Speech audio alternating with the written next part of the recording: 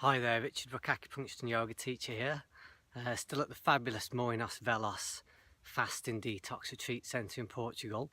I'm just following up on my last blog. So my last blog I was talking about addictive patterns and following one's instincts. So I talked through some different levels of addictive patterns that I had myself during a period of stress, and spoke through how they might manifest on the spirit level, the mental level, and also on the physical level.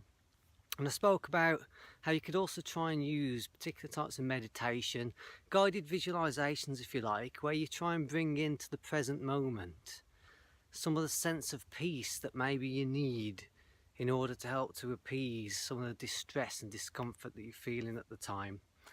And I also spoke though that at the end of the day you also need to follow your body's instinct.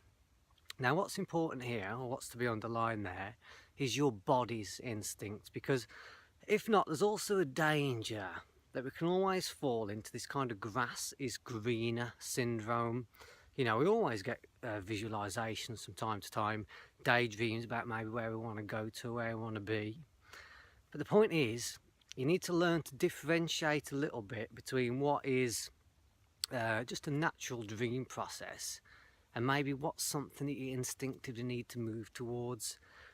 And for this to happen, really your body, mind and spirit, if you like, or body, mind, emotions, they all need to be connected together.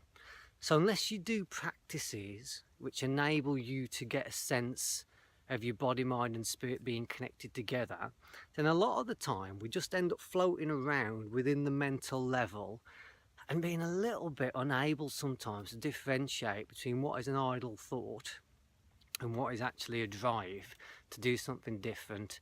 But there's certain key things you can look out for, to observe really. So what I noticed in myself during this period of stress and this period of dreaming in the new future was that my sense of creativity and inspiration had almost completely left me. There's no inspiration. You know, life is a creative process. You know, creativity happens naturally.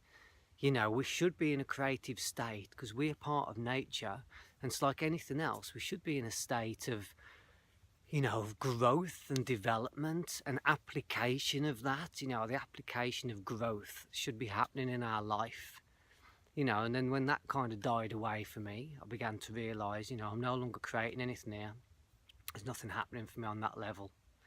And I also looked at my body's instincts. I was instinctively kind of shutting things down and instinctively making plans. I was putting things into action through instinct that were going to drive me somewhere else. Now, I've been very lucky over the years because I've done a lot of dance and movement. And there's a common theme which runs through all this. And it's that when I feel comfortable in my life and happy in my life, I find it very easy to go out and dance and move quite freely because everything's connected together.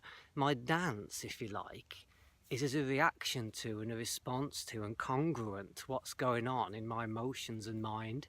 And when I stop dancing, if I look back historically, it usually precipitates in some kind of change, or that I'm very unhappy, you know, and I make the change and I start to dance again. But unless you've been putting the practices in, then it's very difficult to know sometimes what your instincts are doing and what is just idle thought. You know, similarly, if you do a lot of yoga, you'll start to notice not only when you feel good, but then also will amplify when you don't. But unless you've got a practice which kind of pulls you back to your centre, like a regular yoga practice, a regular dance and movement practice, something that you do where you feel at one, then how are you meant to know when you're off kilter?